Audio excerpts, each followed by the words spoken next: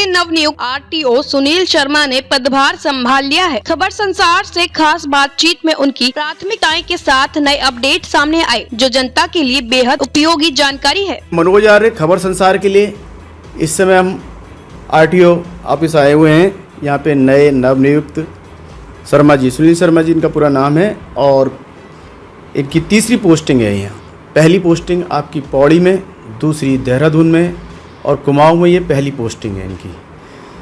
तो आपका बहुत बहुत स्वागत है शर्मा जी। धन्यवाद। हल्द्वानी क्योंकि मुख्य शहर है, यहाँ पे राजनीति की दशा और दिशा दोनों निर्धारित होती है और कुमाऊं का प्रवेश द्वार रहता है। यहीं से राजनीति की भी काफ़ी हलचल और चाहे वाहनों का दबाव कहें, अभी कैंची धाम शुरू होने जा रहा है तो आपके सामने तमाम जिम्मेदारी हैं। हल्द्वानी वीआईपी एरिया ज़रूर है लेकिन जिम्मेदारी भी बहुत है। कांटो भरा ताज है जो आपने यहाँ आपको मिला है। तो आपकी क्या क्या प्राथमिकता वगैरह रहेंगी? बीच में सवाल हम देखिए, ऐसा है, जहाँ तक कुमाऊं और हल्द्वानी का बात है तो पहली बात तो हम लोग बड़े खुशनसीब हैं उत्तराखंड वासी कि हमारे यहाँ इतने अच्छे हिल स्टेशन हैं कि दूर दूर से लोग यहाँ पर आते हैं। और जहाँ तक ट्रांसपोर्ट सेवा की व्यवस्था की बात है तो ये हमारे लिए चैलेंज भी है कि हम लोग जो भी यात्री हमारे यहाँ पर आएँ घूमने के लिए वो अच्छी यादें लेकर जाए, उनको हम सस्ती, सुलभ और सुरक्षित ट्रांसपोर्ट सेवा उपलब्ध कराएं, रोड जाम से हम उनको मुक्ति दिलाएं और वो ये बात हमारे जो एडमिनिस्ट्रेशन है या हमारा राज्य है उसकी एक अच्छी छवि लेकर यहाँ से जाएं।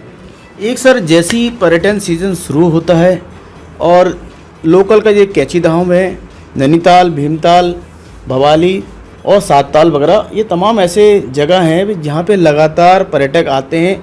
हर जना अपना वाहन लेके नहीं आता है क्योंकि पहाड़ हिल ड्राइविंग होती है तो लिहाजा यहीं से करते हैं। इसमें सर कई जगह ये होता है कि प्रश्न आता है कि हर साल से हम देखते हैं कि पर्यटक हमसे कहते हैं कि बहुत मारामारी हो रही है, लूट रहे हैं, पैसा ज़्यादा ले रहे हैं। इसको लेके भी कुछ आरटीओ कुछ करेंगे? देखिए, ऐसा है कि जो भी पर्यटक हमारे यहाँ आ रहे हैं, ना सिर्फ हम उनको अच्छे से अच्छे वाहन उपलब्ध कराना चाहते हैं बल्कि सस्ती दर पर जो हमारे एसटीए का रेट है उसके अनुसार ही उनसे किराया लिया जाए।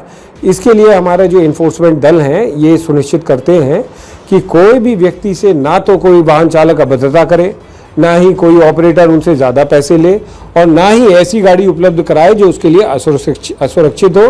तो हम लोग इसके लिए पूरी तरह सजग हैं और हमारी टीम्स के जितने भी इन्फोर्समेंट ऑफिसर्स हैं उनको स्पष्ट निर्देश है कि जब भी किसी गाड़ी को चेक करें वहाँ सवारी से बात करें।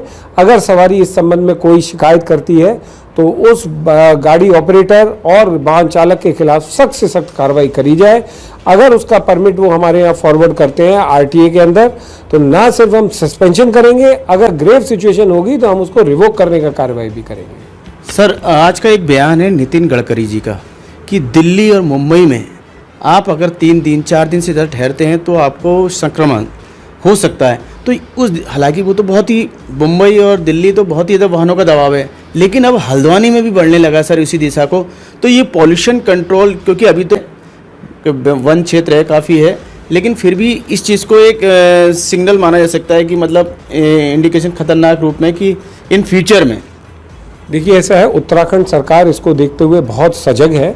मैं आपको बता दूं, आपके माध्यम से दर्शकों को भी बता दूं कि मैं 3 साल चारधाम नोडल यात्रा का नोडल अधिकारी रहा हूं और उत्तराखंड सरकार ने, जैसे इस बार चारधाम यात्रा का ही एग्जाम्पल दे देता हूं कि उन्होंने ग्रीन यात्रा करने का निश्चय किया है, जिसके अंतर्गत पूरा 1400 किलोमीटर का जो चारधाम यात्रा रूट है वहाँ पर 37 से ऊपर जो हमारे इलेक्ट्रिक चार्जिंग स्टेशन हैं वो डेवलप किए गए हैं।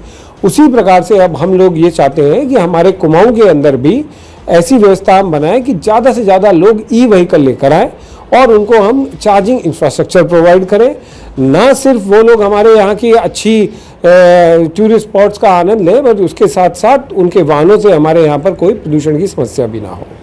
सर, एक नया प्रश्न जो आता है, लोग नए नए वाहन ले रहे हैं और वीआईपीज़ खासकर नंबरों की जो होड़ रहती है उसमें क्या स्टेटस चल रहा है, उसके लिए दर्शकों की जानकारी है।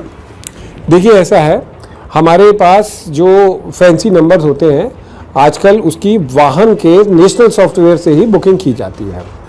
उसके अंतर्गत हमारे पास कुछ वीवीआईपी नंबर हैं जिसमें कि बोली लगती है, सपोज मैं एग्जांपल दे देता हूँ, 2 VVIP नंबर हैं 001 और 786, उसमें 1 लाख रुपए का ड्राफ्ट जमा होता है। उसके बाद लॉगिन आईडी क्रिएट करके आप ओपन बोली बोल सकते हैं। इसके अलावा हमारे पास कुछ फैंसी नंबर होते हैं जो कि 25,000 रुपये का होता है, 10,000 रुपये का होता है कि लोग बुक करा सकते हैं। हमारे यहाँ जब भी नई सीरीज शुरू होती है, ओपन पब्लिक के लिए वो नंबर को बुक करा सकते हैं। बुकिंग करने की सारी प्रक्रिया ऑनलाइन है, किसी के पास भी आपको जाने की ज़रूरत नहीं है। घर बैठे अपने लैपटॉप में जो साइट है आप अपना नोट भी करवा लीजिए, parivahan.uk.gov.in, उस पर आप एंटर कर कोई भी मनचाहा नंबर आप उसको सिलेक्ट कर सकते हैं, ऑनलाइन पेमेंट कर लें और आपको जो नंबर है वो 30 दिन के लिए आपको अलॉट हो जाएगा। उससे पहले आप गाड़ी लेकर आएँ, बट अलॉट करने से पहले या बुकिंग करने से पहले ये याद रखें, जो नाम आपका आधार नंबर पर है वही नाम आपका बुकिंग के लिए यूज़ होना चाहिए, वही नाम आपका फॉर्म 21 जो गाड़ी खरीदते वक्त होना चाहिए, तभी नंबर लिंक हो पाएगा। अच्छा सर, एक चल रहा था, प्रस्ताव चल रहा था अभी हाल में ही, कमिश्नर ने मीटिंग ली थी फरवरी के फर्स्ट वीक में, जिसमें RTO भी मौजूद थे। उसमें सिटी बस चलने का प्रस्ताव था कि इलेक्ट्रॉनिक सिटी बसें चलेंगी। इसको लेके सर कुछ काम हो रहा है क्या फिलहाल? बिल्कुल, जैसे कि हमारे कुमाऊं कमिश्नर साहब ने भी कहा हुआ है और उनका भी विजन है कि हमारे कुमाऊं के बड़े बड़े शहरों में अच्छी सिटी बस चले। अगर ग्रीन चले तो हमारे लिए और भी अच्छा है, परंतु ये निश्चय किया गया है कि जो नई सिटी बसेस हैं लोगों को अच्छी बसों की सुविधा मिले, कम पैसे पर मिले, उसके लिए पूरा प्रपोजल तैयार है।